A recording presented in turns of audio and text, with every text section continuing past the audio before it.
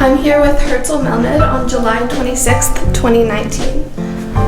So you grew up in South Africa, right?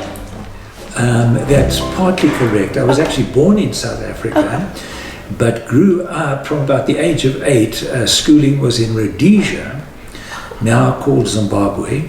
Okay. It was a British colony in those days. There were British troops there. And at high school, you know, one did cadets, British sort of military kind of school, like ROTC that you have here in America. Everybody did it. There was no choice. But anyway, so grew up there, and then most of us went to university in South Africa. Okay. Because in those days, the university hadn't been developed in Rhodesia yet. There is one now, but there wasn't then. Okay. What were some customs specific to Rhodesia? You mentioned the cadet thing, but are there other things comparable to that? Or not comparable to that, but...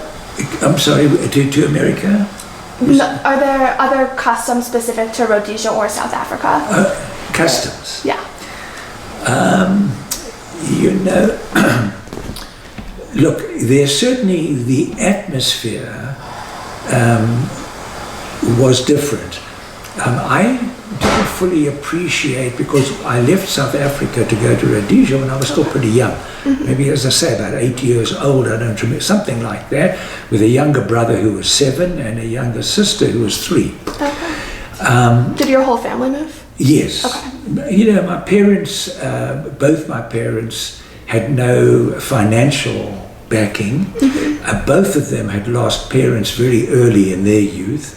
In those days, my father, for example, lost his father when he was 9 years old. Oh, wow. His father died with appendicitis at the age of 42. Just because there was nothing to treat it? And he was the eldest of a family of 6 kids. Wow. So at 9, he became the head of the family. And so he never really had a chance to go to university. He kind of worked so his younger brothers and sisters could get some post-school training. 2 of them became pharmacists and so on. My mother lost her mother in the flu epidemic. I think they called it, except the Spanish, but everybody else called it the Spanish flu. It was 1918, 1919. You may have heard of it. About, I think, 50 million people, 20 million, millions of people around the world died from this flu. There's a book written about it actually called Flu. Okay. And it's one of the most scary books. I'm a doctor, but it was one of the most scary books I've ever read. People were perfectly well, and within 24 hours they could be dead. Wow. Young people. It hit like military bases where people were concentrated, and the soldiers would be sick, well, and then suddenly get sick, and within 24 hours or so they would be dead. Anyway, so my mother grew up without a mother. And they came to Rhodesia because her family was established there, and there was an opportunity for them to get their own business. It was a general store, which eventually became a men's clothing store, evolved over time, and that enabled my parents to make, for the first time in their lives, to make a living. But in Rhodesia, you didn't need a lot of money to live well. You know, in any country, I think, where there's a very poor population, there are any number of people looking for work. And they'll do any kind of work. Whether it's gardening, home cleaning, cooking, and chefs and so on. So every home in Rhodesia, every white home in Rhodesia, and maybe some of the wealthier black homes, now plenty of wealthy black homes, but in those days there weren't that many. Everybody had a servant for the garden. They had a gardener. Everybody had a house, somebody to clean the house. Everybody had a chef. And if there were babies, you had a nanny for each one of the children. That's fascinating. And the thing was, actually, I can still remember as a young man, a young black man, he might have been 18 or 20 years old, dressed in his best, he didn't have very great clothes, but I could see he was wearing his best clothes. And he comes to the door with his hat in his hand, and he knocks on the door and very respectfully asks if there's any work. And we had to say no. And can still picture him walking away, and I felt so bad for him because I didn't know where his next meal was going to come from. And when you employed these people, you were responsible for feeding them. Did they live with you? Well, that's a good question, actually. Everybody had a little house, very simple, but a little house where there was a bedroom and a toilet and a shower. Okay. And so many of the servants would live in what they called the servants' quarters. Okay. And the big thing that white women would talk about when they sat and had tea was their servants, because suddenly, everybody was managing servants. And of course the servants were, everybody, it's human nature, they were obviously trying to get the best that they could for themselves. And you were trying to make sure they weren't stealing, and people would complain that they brought all their family to come and get food, and you would buy all this, you'd buy sacks of corn, flour. There's a name in restaurants for this, which is corn, which is ground up into a flour. We called the corn mealies. They were called mealies, and this was called mealie meal. That was the prime thing, was mealie meal. So they'd put it into a pot, and they'd stir it, and they'd make it really thick. And so then they would get also another pot with meat. Chunks of meat, and that would provide the gravy. So they would sit around, if it would be like a circular thing like this, and they eat with their hand. So you can take the mealie meal, you see, and it's nice and firm, and you make it into a nice ball, and you dip it into the meat sauce, and that would be the standard diet. But anyway, so you had to provide the food, and there was always the issue of people who getting kind of frustrated that their servants were stealing. And what they were doing is obviously they were trying to get food to their families and friends who perhaps didn't have a job and were going hungry. So that was sort of the atmosphere in Rhodesia. When I finished school and went to university, I became very much more aware of apartheid. Okay. So if you like, you had racial separation 101 in Rhodesia. It was with a gentler face. It was an economic difference between the blacks and the whites, and much less economic opportunity for blacks, and so on. So there was clearly discrimination until later on the politicians tried to bring the blacks in much more. And if you like, I'll tell you about the system they devised. Yeah.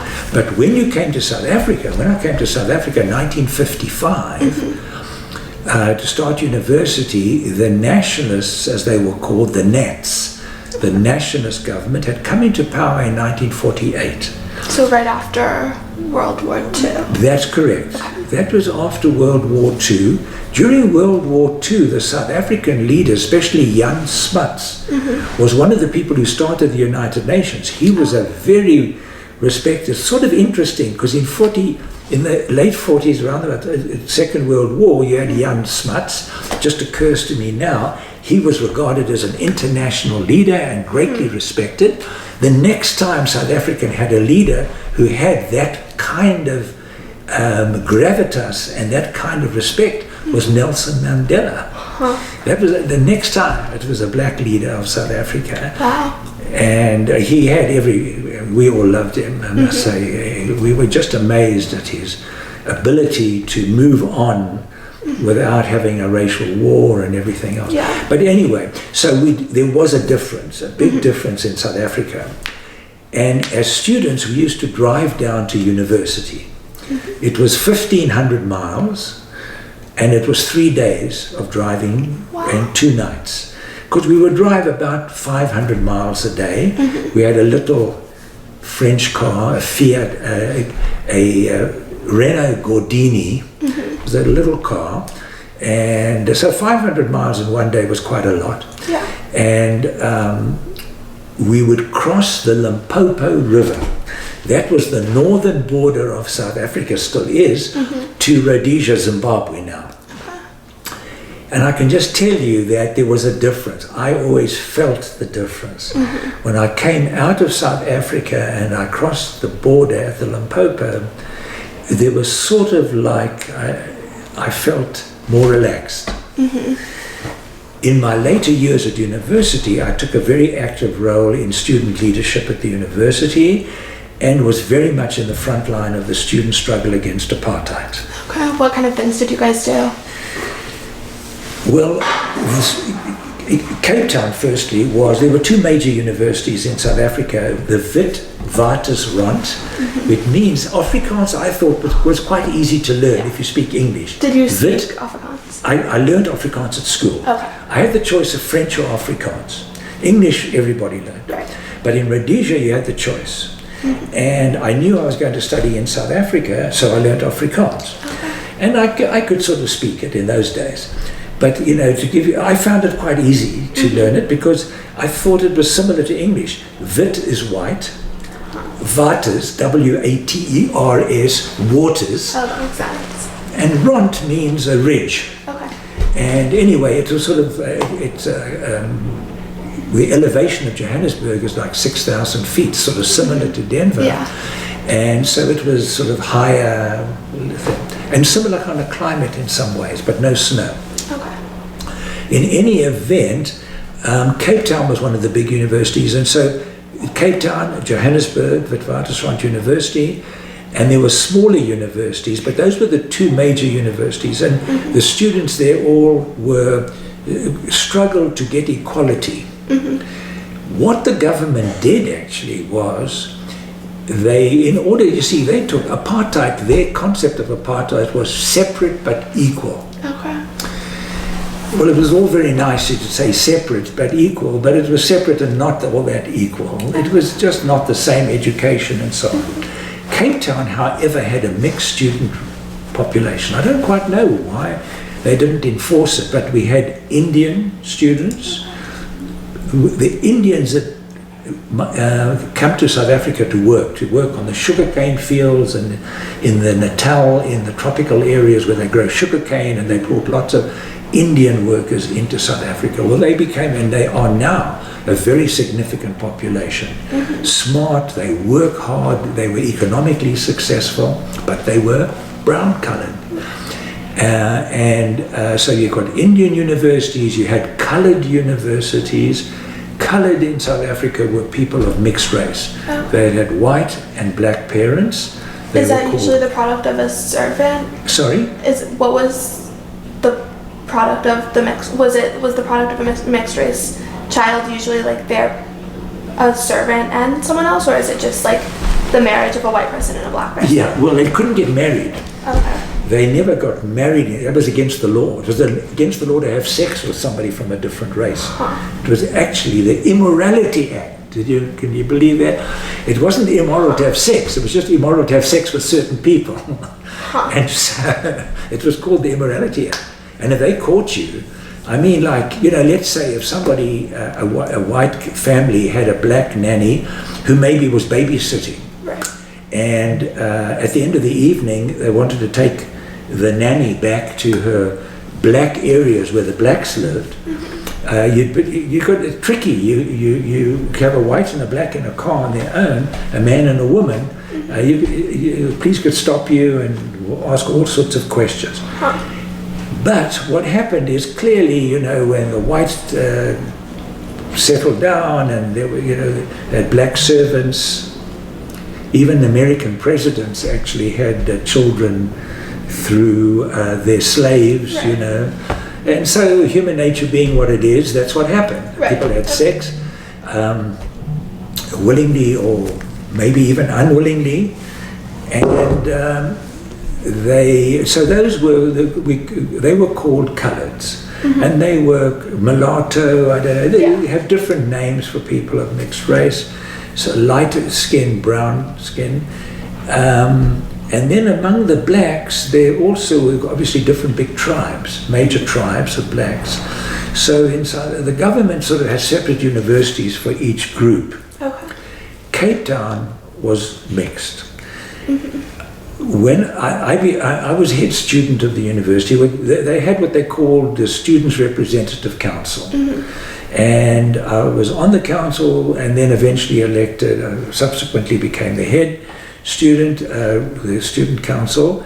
And the problem that I faced at that time was that there were social events on the campus and students of color were not invited. And even though the university was mixed. Even though the university was mixed. Yes. And so the answer was, well, you know, look, we don't make the rules. We don't care, but we don't make the rules. The rules are we can't have people of color. So did the university not invite the students, or the students having, like, organizing the events didn't invite them? The chancellor of the university and all that. So I came along and I said, guys, this is just not good enough. We can't just shrug our shoulders and say, well, that's the law. And you know, look, there were certain elements of the university where what I was going to do I knew would probably be accepted, but I didn't know about the rugby players. You know, they were Afrikaners, many of them. I mean, they were big, tough guys, sort of rednecks, what we call rednecks here, perhaps to some extent. And but I went round to all the student councils, all the different student societies and sports groups, and I said, you guys, either we all can come to social events or there won't be any social events on the campus. And so what I said to them basically was, look, what you guys do in your own homes is none of my business. Right. But on the university campus, either we're all in or we're not going to hold. And the student, and then that struggle irritated the student, the chancellor and the vice chancellor, and I have a whole collection of mail. I've kept the minutes of the meetings and those discussions. It was really, when I think of it now, it was some pretty dramatic things. What kind of things did they respond to you with? Well, you know, one of the things that was very hard for me was, you know, look, I came from a family that didn't have much money. When I was at university, I got like $10 a month. Yeah. And that was just enough to put gas in my car. Was that more or less than most people had? You know, it's a good question. I would say most of the students probably didn't have a lot of money. Okay. And we stayed at student residence. Yeah. The cost of university was very low. I didn't have any debt when I finished medical school. Oh, wow. Did you go to medical, or we can get there later? It was very, so anyway, we didn't have much money. Yeah. And so there was no way that I could take girls out for dinner or even play golf there. It was kind of expensive. The richer kids played golf, you know, those sort of things. But I was into sport, and I played tennis, and I played hockey, field hockey. Tennis was my main sport that I was quite good at. If I have to say the best sport for me was probably tennis. Yeah. So anyway, I didn't have any money. Now, but one of the things, they had an incredible scholarship in South Africa. It was called the Abe Bailey Scholarship. It was 6 weeks fully paid in Europe, where they took leaders, young leaders from South Africa, and they took them around to the parliaments of Europe to meet the parliamentary leaders and to give them a sense of what leadership was going, you know, the future leaders of the country. And it always went to the president of the SRC, always. Yeah. Except in my case. So it went to an Afrikaner boy who was an athlete who ran the quarter mile. I don't know whether he was captain of the athletic team, maybe that was his leadership, but he certainly wasn't a student leader of any significance. And I didn't get it. Because you opposed what the chancellor was doing? Yes, because they felt that my leadership, that I was pushing for equality, I was pushing for equal treatment for everybody. Wow. But and I was very careful. You see, look, I understood that I was a guest of the South African government in a way. They were paying for my education. Okay. So I just simply decided I wasn't going to tell the South African government how to run their country. I'm a Rhodesian. I don't have any right, but I'm a student at the University of Cape Town, and as a student at the University of Cape Town, I will exert my opinion and my rights as much as I can, do what's right as it affected the university. And we had things, I mean, there were other clashes. For example, there was an Afrikaner professor who was anti-apartheid. Now that was very courageous for an Afrikaner to say, my people are not the Afrikaner people, we're not doing the right thing by the people of colour in this country, apartheid is wrong. So I organized, for example, a mass meeting where I invited all the head students of all the universities in South Africa. There was an Afrikaans university not far from Cape Town in Stellenbosch. Stellenbosch is now a wonderful tourist destination. It's the most beautiful little town you can imagine. They grow wine in that area, but that used to be an Afrikaans university. That was the intelligentsia of the Afrikaner, the Nationalist Party, was Stellenbosch. And they were our competitors. We played rugby against them and all this sort of thing. There was a very intense competition. And I invited them all. The Afrikaner University, a couple of them, they said they weren't going to come. But we had a lot, and we invited this professor. And his name doesn't pop up at this moment, doesn't matter. So we had this mass meeting up at the University of Cape Town. It's up on the Table Mountain. It's a very dramatic setting of the university, and there's hundreds of students, and the media were covering all of it. So we decided we were going to do a demonstration downtown. We had all these student leaders, and we were going to try and do a really big demonstration. Now, the law in South Africa was that you couldn't have more than two people gathered together without permission. That was a gathering by definition, a legal definition. What did you have to go through to? You'd have to apply, and you weren't going to get it. Okay. Especially if it was anti-government. Right. So we thought we're going to outthink these guys. So there was a university, the University of Cape Town is sort of out of town, up on Table Mountain, beautiful setting to the university. But they did have university properties in Cape Town, in the city. And so what we decided to do, we told all the students to gather at this university property. And it's one of those old Cape Dutch sort of places with these beautiful wrought iron gates and so on. Anyway, we gave every student a pole, with a flaming torch. What would you call it? We called it a torch. Yeah. A torch. I ask you because a torch to us was also a flashlight. Oh, that's interesting. And here it's a flashlight. We used to call it a torch. Anyway, but they were also with torches. Yeah. Flaming torches. So we lit all these flaming torches, and we decided what we would do is we would walk out one at a time. First the student leaders, and then the rest of the students. So the first one went out and stopped. The next one went out. I think I was the head of all the students. It was called the National Union of South African Students, and they were all against apartheid.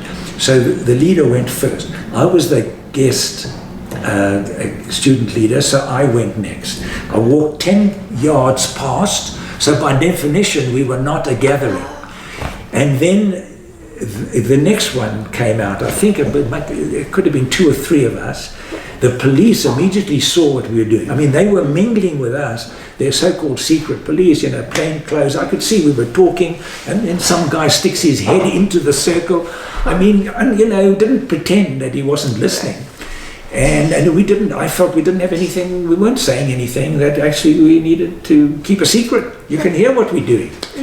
And the whole idea was we were going to have a couple of miles, can you imagine, of these torches all the way down through the city of Cape Town. And and all we were saying is we want to see change. The police immediately saw what we were doing, and they went and handcuffed the gates closed. They put handcuffs on the gate, so we couldn't get out. Okay.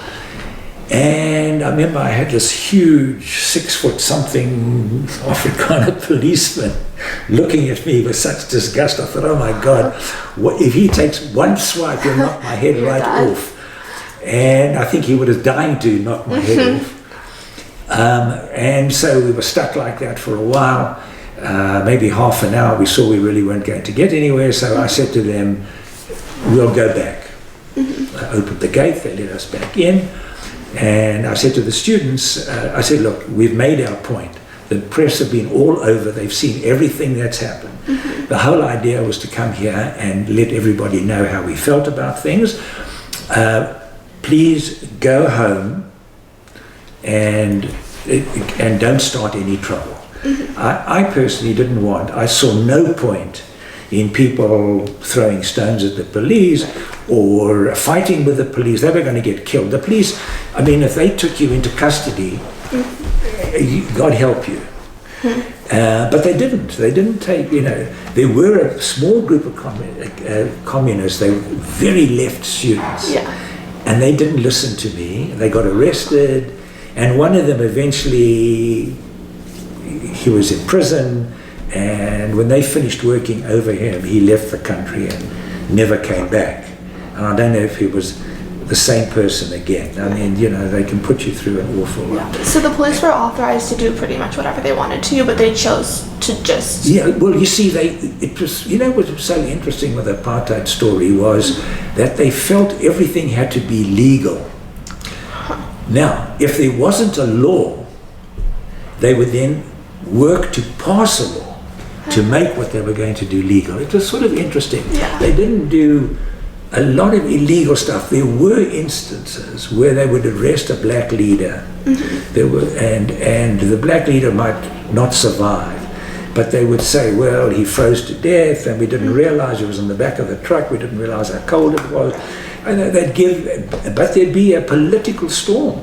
And so whenever they did something which was beyond the legal limits, there were reactions in South Africa. So they really sort of tried to stay within the law, but they made the law the way they the way they wanted it.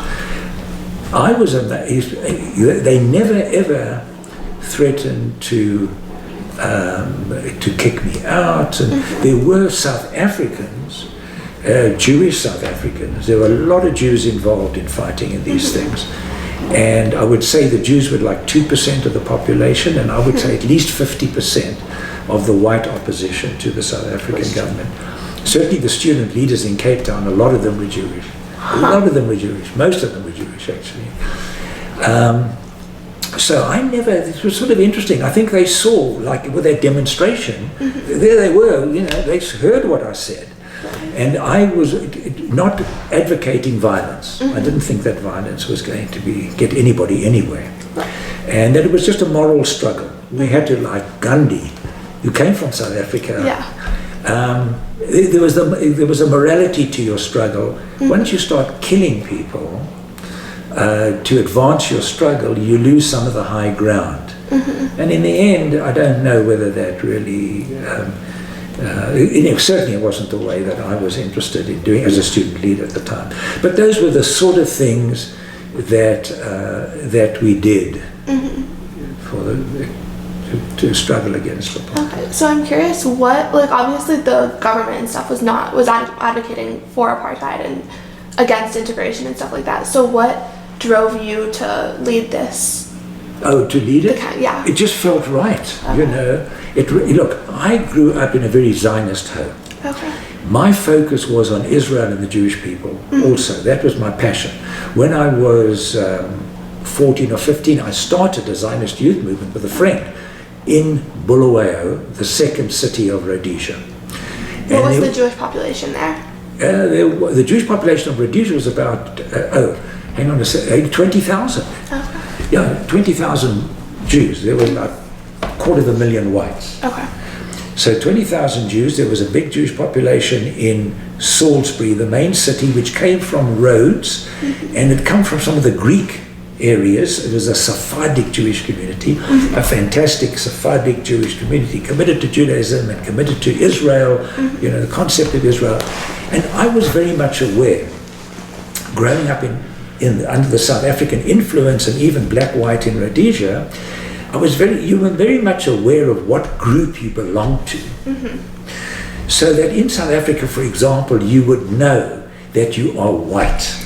And then among the white, you would know that you're English-speaking white, not Afrikaans-speaking white. And of the English-speaking white, you know you're not Christian, you're Jewish. So you were very much aware of your niche in the society. You had a niche, and you couldn't avoid it. Right. What were the interactions between, say, like the white English-speaking Jews and the white English-speaking Christians? I would say by and large pretty good. Okay. I would say it was pretty good. Was there anti-Semitism? Probably. I recall one instance in Rhodesia when I was coming home from school and I was attacked by 3 Greek boys. I remember it Greek because their name was Carousellus. It's amazing. They say you remember things which have an emotional link. So for me to be attacked by 3 people because I was a Jew boy clearly was a shocking experience. But I think those Greek kids were brought up that the Jews were Christ killers, and that was their atmosphere of their home. The Jews are Christ killers, that sort of thing. And so for them to attack a Jew was actually a mitzvah. They were doing a good deed. But it certainly was shocking to me. So that was the most overt anti-Semitic act that I experienced. Otherwise, with the English, there was sort of a gentle anti-Semitism, if you like. But that was the English way. In the English culture, and you asked a little bit about the culture. See, the English culture, you had to know your place. Right. And you saw that in Britain. You had the royal family. Then you had royalty. And then you had people who had been knighted, Sir this and Sir that, and so on. And so the English expected you to know your place. Right.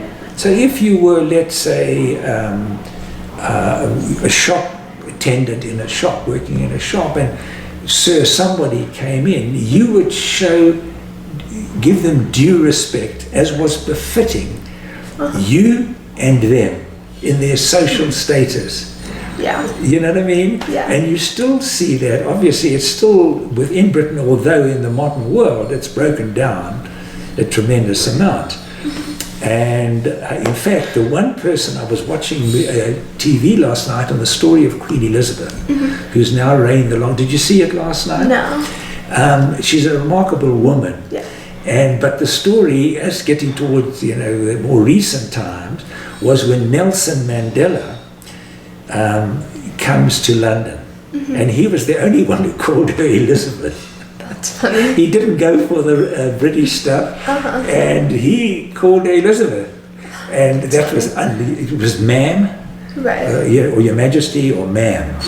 So anyway, in Rhodesia there was that sort of thing, and in the British colonies, the British officers had their officers' club and maybe their officers' golf course. So the enlisted men had their level of social activity, the officers had theirs. And so within society there was that sort of thing. You were aware that you were Jewish. You tended to socialize mostly with Jewish kids.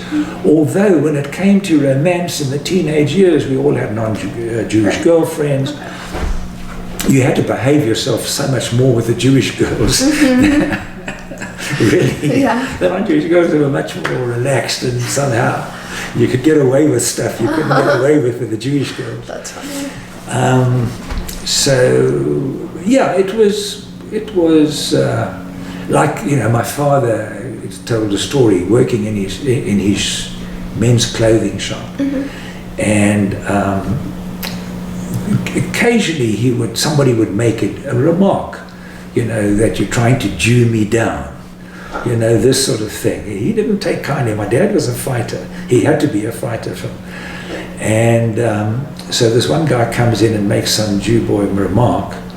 So my father apparently says to him, he's a customer, he says, okay, he says, and so I suppose you worship the Jew boy Jesus?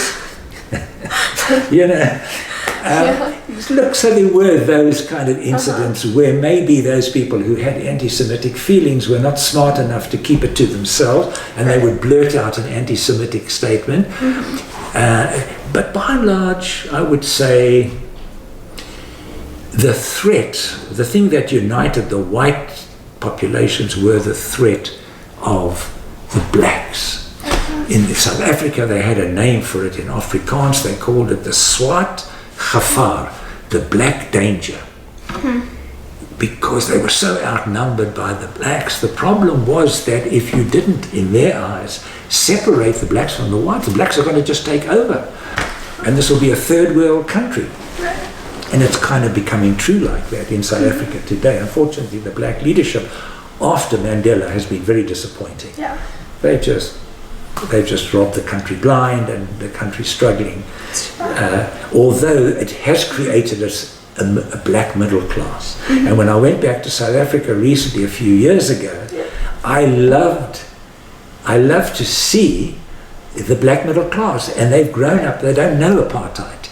You know, they're your age group and older, let's say in their 20s and so on. Right. And I tell you, it used to be very easy in South Africa.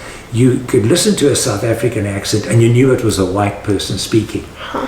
Now when I went back, if somebody's talking behind me, we used to talk about the Jewish girls, we used to say they were kugels. They were, do you know that expression? No. They were spoiled, you know what I mean? You know, they dressed very nicely, and they were kugels, you know what I mean? And little princesses in a way. Okay, yeah. Well, I'm in South Africa and I'm listening and I'm thinking, my God, there's a kugel behind me. I turn around, it's a black kugel. Oh, that's funny. Lovely. It's a black girl. She's dressed beautifully and she's educated and she's been to the university, and and they were so nice, so there's so many things there today, which is for me just very special to see. But basically, in the end of the day, when I finished university, I realized my struggle was as a Jew, and my struggle was South Africa. Not South Africa, my struggle was Israel. Israel was young, it was struggling, it was really having to absorb millions of Jews from Arab countries who'd been kicked out and everything else. And so I looked at South Africa and I said, look, there's a struggle here between the blacks and the whites. I don't have to fight for the blacks. They'll fight for themselves and they'll get their freedom, but they're going to fight for it. And I'm not going to fight for the whites against the blacks. So I don't have a place here. And Herzl, it was exactly the same. She grew up in that same Zionist atmosphere. Israel was where we were going to go. And off we went, no money, no job, no Hebrew. And Herzl, actually, by the time we got there, after spending 6 months, sort of like our honeymoon, or slightly, but anyway, 6 months traveling and bumming our way around Europe, we come to Israel, and then she's pregnant. So we now have 4 strikes against us. That's how we started our life in Israel. Wow. How did you get from South Africa to Israel? We flew to Europe. Okay. South Africans and Rhodesians couldn't move through the North Africa. They didn't accept our passports and everything else. And so we flew to Europe, and we had $1,000 from our wedding. Hazel's family owned a Fiat dealership. So they arranged for us to get a little Fiat, 850 I think it was, in Rome. So we picked up the car in Rome. We had $1,000. It lasted 6 months. Wow. You can imagine. I mean, we went with Froma Europe on $5 a day. Wow. And I mean, there were times we slept on the roof of the hotel. They had like in Athens, I remember, they had like these cots, and it cost us next to nothing, a couple of dollars. We slept on the roof of the hotel, and that's how we did it. It was, you're young, you can do all these things. And we traveled around, and we managed during the course of that trip, when we went to Sweden, Herzl met up with a cousin who'd only been a pen pal, Lulu. And she was staying in a little bed sitter, and all paid for by the government. She'd lost her parents, she was an orphan, and that's why she'd been very close to Herzl's parents. And so we slept on the floor in her apartment, and she'd just come back from Russia, where Herzl's family lived. And Herzl had never seen it. So it was her father's sister who was still stuck in Riga.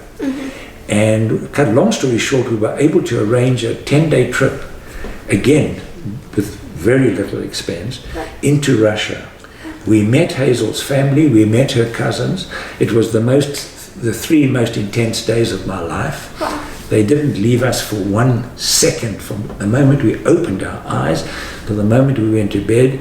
They wanted to know everything. They were like sponges. Because they didn't believe a word the Russian government told them. They didn't believe a word that they read in the newspapers.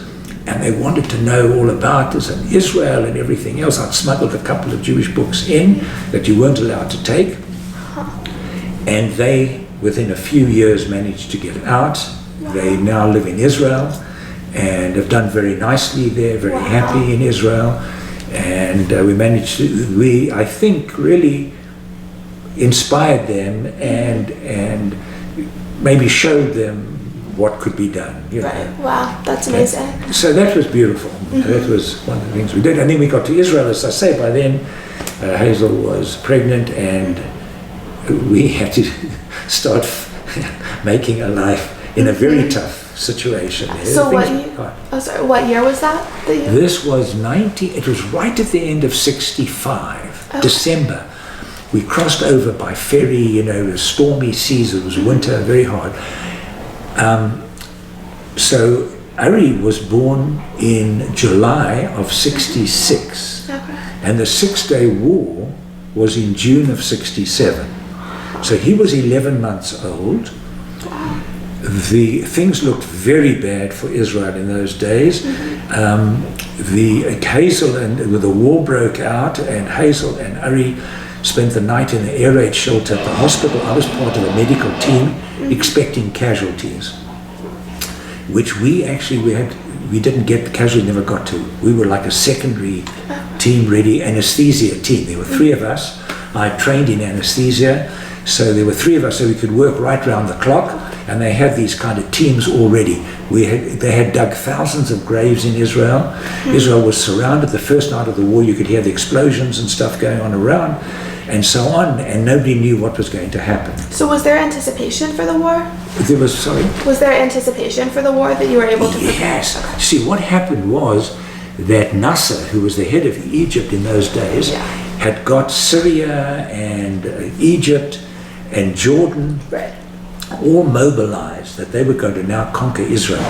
They closed the Straits of Tiran, which if you look at the map, you'll see it's that strip of water that goes up to the port of Eilat today and Aqaba in Jordan. They share a very small harbor area, actually. Part of it is Jordan, part of it is Israel. And they closed the straits that go up there. It was called the Strait of Tiran. That was an act of war.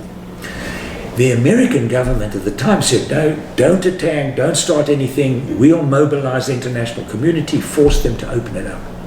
Nothing. The Egyptians said the United Nations force in Sinai, which separated Israel and Egypt, has got to get out. Without a peep, instead of saying, well, wait a second, putting up a fight, they just left. Israel was left high and dry. All the men who'd ever served in the army were called up. For 3 weeks, the country basically came to a standstill.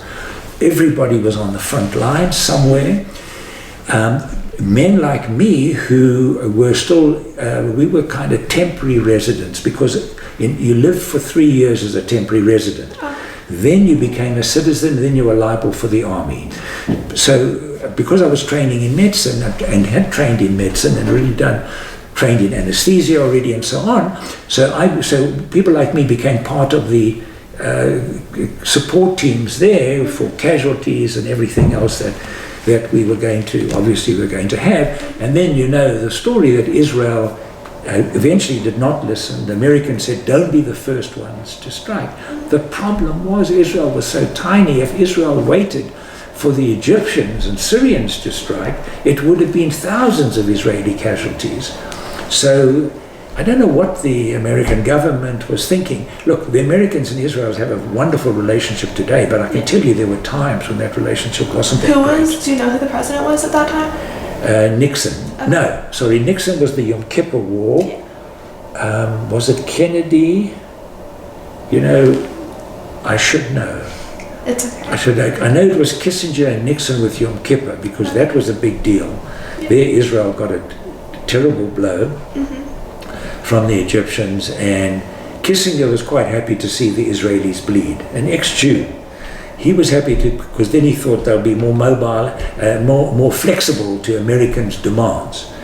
And Nixon was the one who said, take all the C-130s, those huge cargo planes, and send the weapons that Israel needs, against Kissinger's suggestion.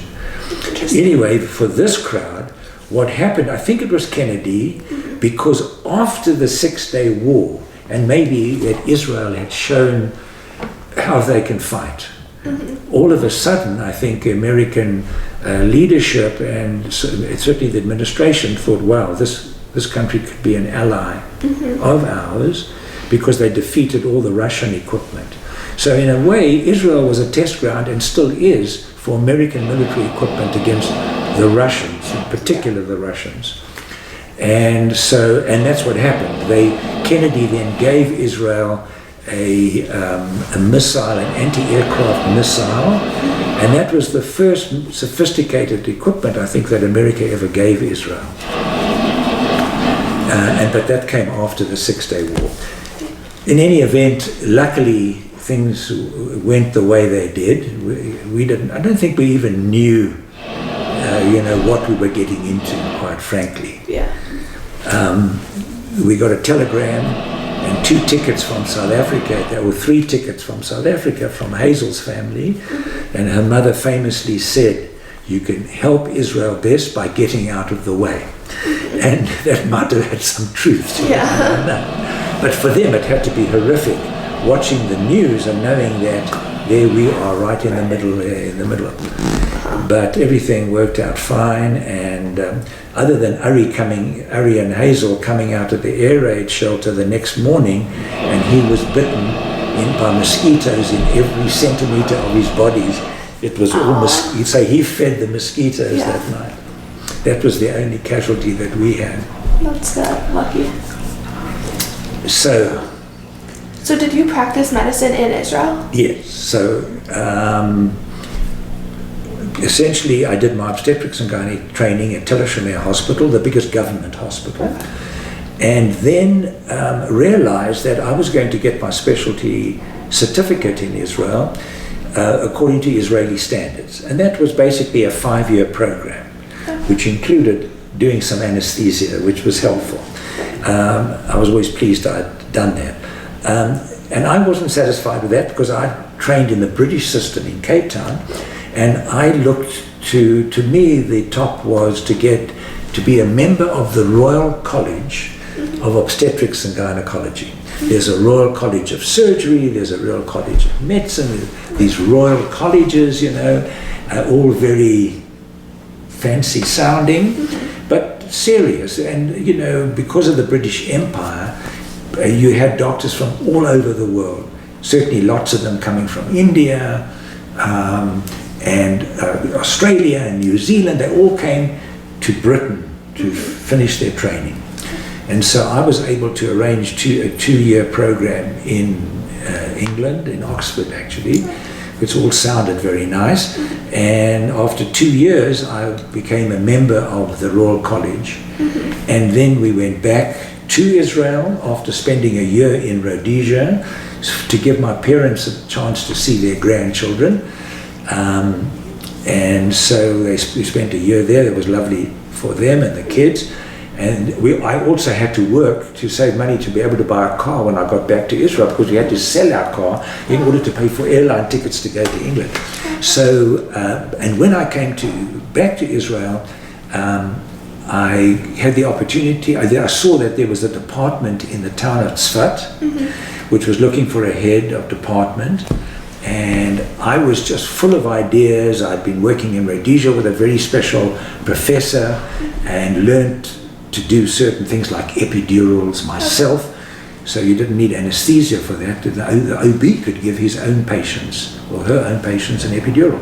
So I thought that was something I wanted to teach the doctors, and etc., etc. And in England, I had all sorts of things that I'd learned, and I wanted to bring into Israeli obstetrics. I knew they were improvements in how to do obstetrics in Israel. But in the big hospital, the competition was so fierce that there was a whole lot of bright guys, who were not going to give me 1 inch to move in. And so when there was this department became available in Tzfat, I went to Tzfat and had 3 wonderful years from my point of view, from a professional point of view, and from a Zionist point of view, because they needed good people. I had really had a great training, more than most people, and I was really able to deliver, I think, very good obstetric care to a very challenging population, because a lot of Arab and a lot of religious Jews. So we were delivering 10, 11, 12, 13, 14 babies to a woman. And so this already in obstetrics becomes another kind of risk group. Right. You know what I mean? There are different risk groups in America, in obstetrics, but this is particular, and you don't get an opportunity to see groups like that. I just landed up with it. And with a bunch of doctors from different countries. I had Arab and Jewish nurses, and we took in patients from Lebanon in those days. We had what we called the good fence, and if people needed medical care, we were close to the front line with Lebanon, and they came in. Syrians, not so much at that time. And that's when I met a Denver doctor, and he saw, I was 35, he finds a 35-year-old English-speaking doctor, no fancy equipment, doing all this kind of stuff. He was very impressed. Yeah. And I could imagine it must have been impressive. I took it for granted. That's what you do. And they invited me to come and speak at some of the medical conferences here. And I went home and I said to my wife, we have no money. A salary is not much. With my private practice, I was earning less than $10,000 a year. About $10,000 I was taking home with, at those days, 3 kids. Wow. And so it was very tough economically. And after going to America, I could see people were earning what I was earning in one day, what I earned in a month. Yeah. So anyway, something like that. So I said to Hayes, we're going to have to take off 10 years from our Zionism. We're going to come to America. We're going to save $100,000. Because in those days, interest rates were like 7%. Okay. So if you had $100,000 and you were earning 7 or to 8%, and your whole income before that was $10,000, it sounded like a lot of money. Right. We could actually even go to a restaurant. Maybe we could even take a vacation. None of that was possible. Wow. Yet we took it. That was okay. That was the thing. We were so committed to Israel that that was okay. We were prepared to go without all those things. We felt we were part of something very important, historic for the Jewish people. Our friends, most of them were in the same position. And what that resulted in was kind of friendships that you don't otherwise see. Friendships born of hardship, shared hardship, where you help each other and you're tied in with each other in a way that friendships were based on where do we go for dinner, which is lovely. I've nothing against it. Or, why don't we all do a cruise together? Yeah. Well, that's lovely. But boy, I can tell you, when there's wars and there's soldiers, and every time a soldier's killed, you all feel like you've lost a member of your family. Yeah. And you're sharing the little you've got. it's friendships that have lasted to this day. Yeah, wow. So you can see, and that's why Israel actually is the last time I looked, the 11th happiest country in the world. How does Israel be the 11th happiest country when it faces, when there are rockets aimed at every square inch of the country? Well, the answer is because there's community there. You feel really bound to the people around you, and it creates, in human happiness, we're gregarious animals. We do better when we're part of an intimate group. Right. Sorry. In that vein of community, did you feel that there was a tight community and just a positive relationship between like you and the Arabs and the Lebanese people in the hospital? Oh yes. So when it comes to that, now look, I'm not saying they aren't strange. The Jews, they just like any other people. Yeah. Is there racism in Israel? I'm sure there's racism. Of course there's racism. Would every Ashkenazi family be happy if their son married a beautiful Ethiopian girl? I bet it causes issues. There are issues. There's a beautiful Harish is her name, a lovely Arab lady who's one of Israel's top TV people. I believe she recently married a Jewish guy. Well, it creates problems both in the Arab family and in the Jewish family, but there's a lot of that going on. Yeah. And at the hospital, it was very harmonious. It was of no significance whatsoever. So the relations within the hospital were good. Yeah, the usual thing. I'm sure you can go to any hospital and you can find doctors who don't like certain nurses and nurses who don't like certain doctors, and so on. But for me, I like people. I like people, and when you're working with people and they're doing a good job and you're caring for patients, and that's all that really matters, So, and for me, I really felt I was doing. That was my most useful when I went to an outlying hospital, because the doctors, as small as Israel is, the doctors tried to get into the big, fancier, more academic hospitals. So for me to go from Tel Asham, my colleagues thought I'd lost my mind. To go to Tzfat, to a little place like that, for them, they couldn't believe their luck. That's one less person they got to compete with. Yeah. You know what I mean? Yet for me, it was a fantastic thing to do. I got great satisfaction from it, and actually that's how I landed up coming to Denver. Okay. What were some of did you practice medicine in South Africa, or you just went to medical school? It's a great question. I got my medical degree, and in South Africa what you did, medicine was 6 years, and then before you went into practice, you did what they called an internship. You did 6 months. You could do 6 months of medicine, 6 months of surgery, 6 months of pediatrics, and 6 months of obstetrics and gynae in a hospital.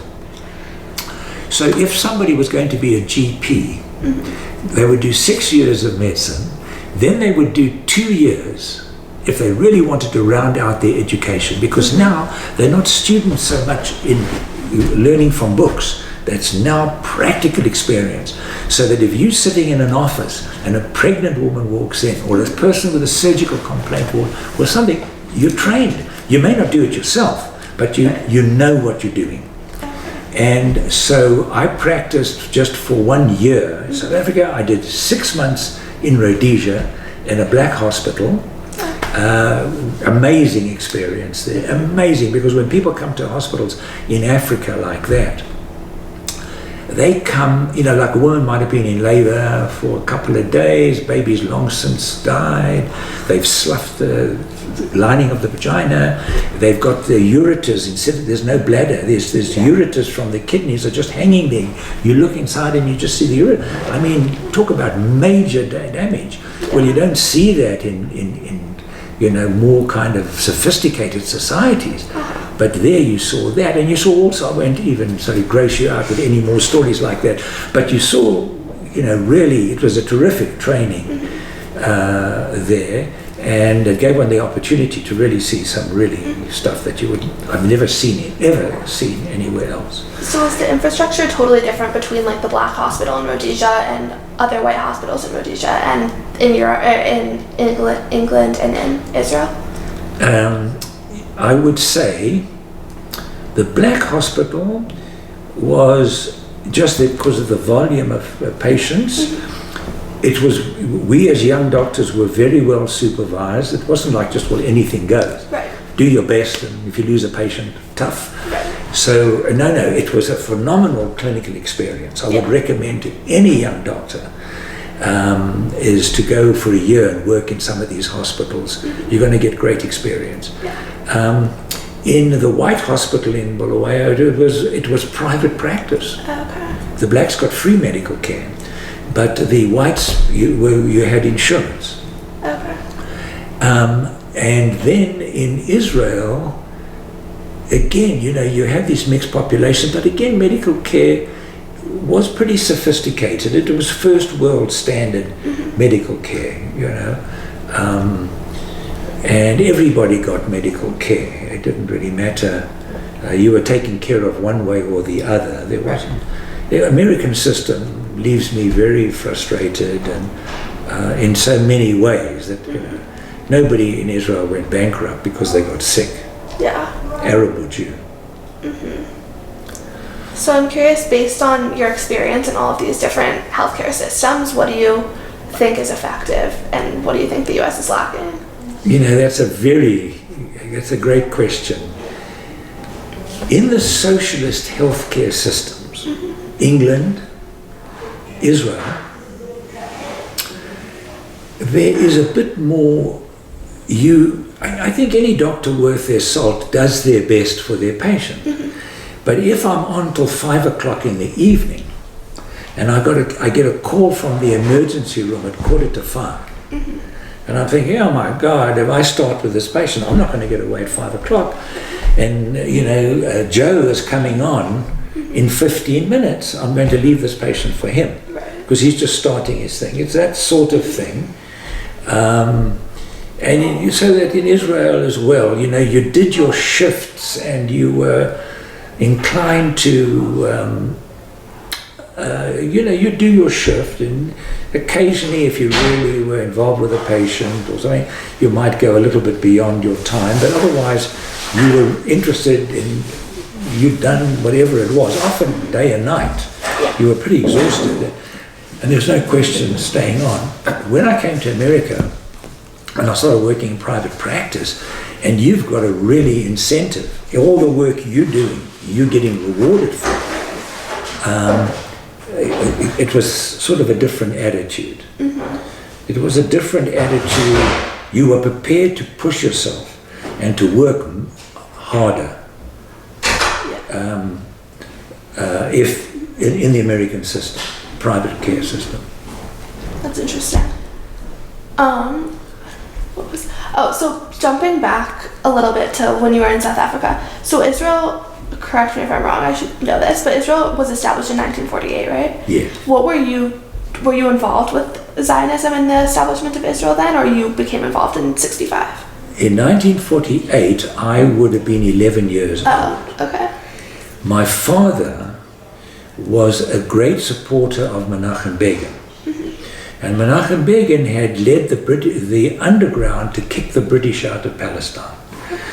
So the problem as it evolved had been the British, when the Ottoman Empire, just very briefly, comes apart, Britain and France divide up the Middle East. Britain gets Palestine, promises a home for the Jewish people, the Balfour Declaration. Then things get complicated, and the Arab world and the British world, and then they were going to have to fight against the Nazis and this and the other, and they needed the oil from the Middle East, and all of a sudden they got to become very pro-Arab and not so pro-Jewish. And in 1939, as the Second World War was starting, the Brits published a white paper and say, we're now going to restrict Jewish immigration to insignificant numbers. And the Jews are just about to be slaughtered in Europe, and the slaughter's starting. So the Irgun, the Jewish underground, said, we've got to kick the British out, they're stopping us. And the British did a very efficient job of stopping Jews in little boats coming in illegally. And so my father supported the Irgun. And in our home, as I was growing up, I was influenced by this, and the leaders of the Irgun, Begin himself, stayed in our home. Our home was called Begin Villa. And so they stayed, and I got to meet all these people. I read all the books about them. I devoured all that stuff. And when I was about 14, I forget exactly, maybe about 14, I started the Beitar Zionist Youth Movement, which was a Zionist youth movement aligned with Menachem Begin and the underground. So, because there were other ones, there were socialist ones. So there were those Zionist youth movements that were focused on people going to live on a kibbutz as a collective. There were religious Zionist youth, the Bnei Akiva. They focused on the religious aspect of Israel. And then there was the Beitar, which was more militant. It was a militant in the sense that we felt the ideology was nobody's going to give us a Jewish state. We're going to have to fight for it. And we've got to be prepared to die for it. So there was that sort of militancy, and that's kind of what we saw, and that's the way it worked, actually. And so, so in 48, and things were hard because, Israel was established and every year was a catastrophe. Yeah.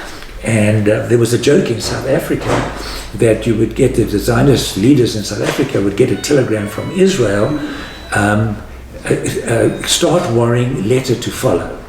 And because every year there was like an emergency, every single year. And my father was in the forefront of that, and these Israeli leaders would come. He would leave his business, go with them to speak to Jewish donors around the country, and my mother would just run the business. Yeah.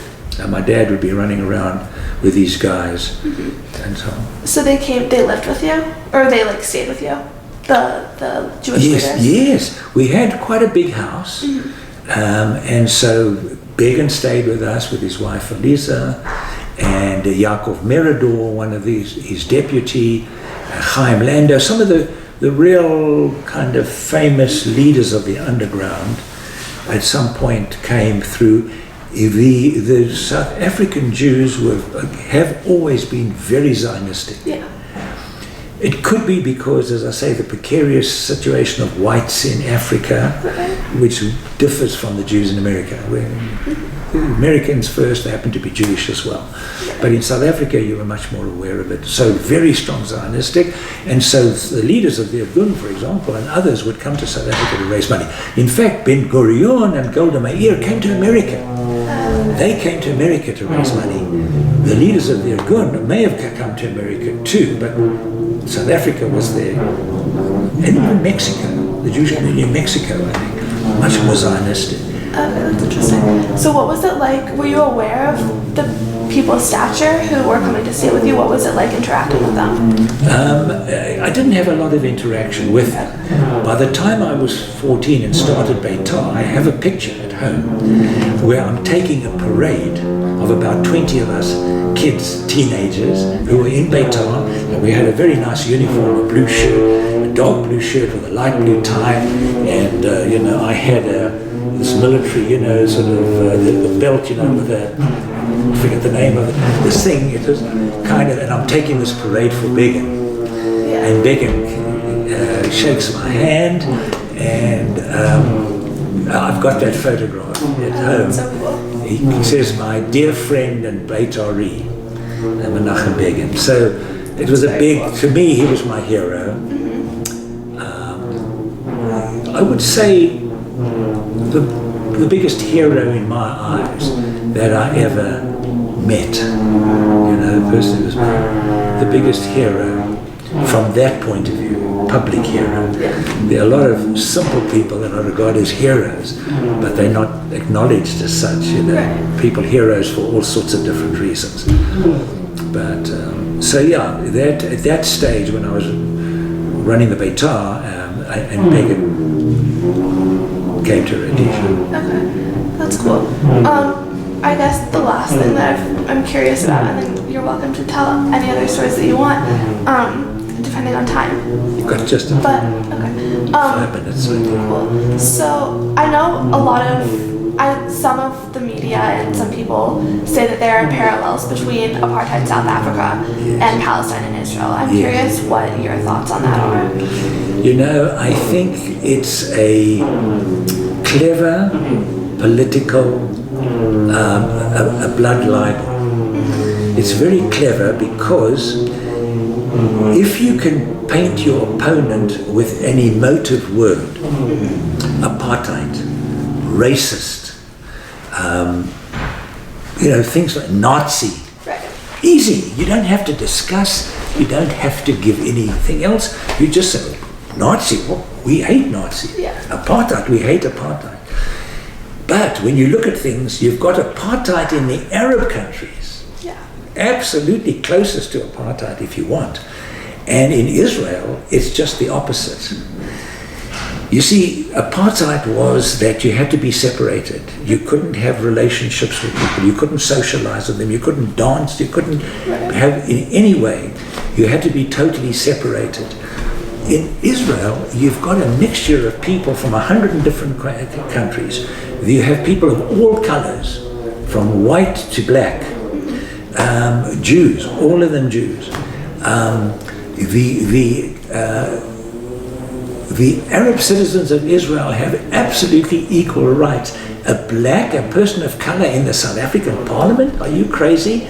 Never happened. Israel has got Arab members of parliament. They can stand for parliament, they can stand for election with any one of the parties or their own parties if they want. They are free to say what they like. In South Africa, you couldn't say certain things. That in apartheid, that was already a law against that kind of treasonous talk, or whatever they wanted to label it. In Israel, my gosh, in Israel there's dozens of newspapers expressing every single point of view. It is the opposite of it. It's one of the most fierce, liberal countries. It's probably Tel Aviv is one of the most friendly homosexual cities in the world. So it's one of the most liberal countries in that respect, despite the fact that they live with a 20% Arab population who have often expressed antagonism to Israel. They have often supported the opponents of Israel. They have often supported the enemies of Israel, and yet they still get equal treatment under the law. I think Israel is bent over backwards to be the kind of society that the Israelis could be proud of. Yeah, that's really interesting. Thank you so much. That was really, really interesting. I really enjoyed hearing that. Well, it was a lot of fun for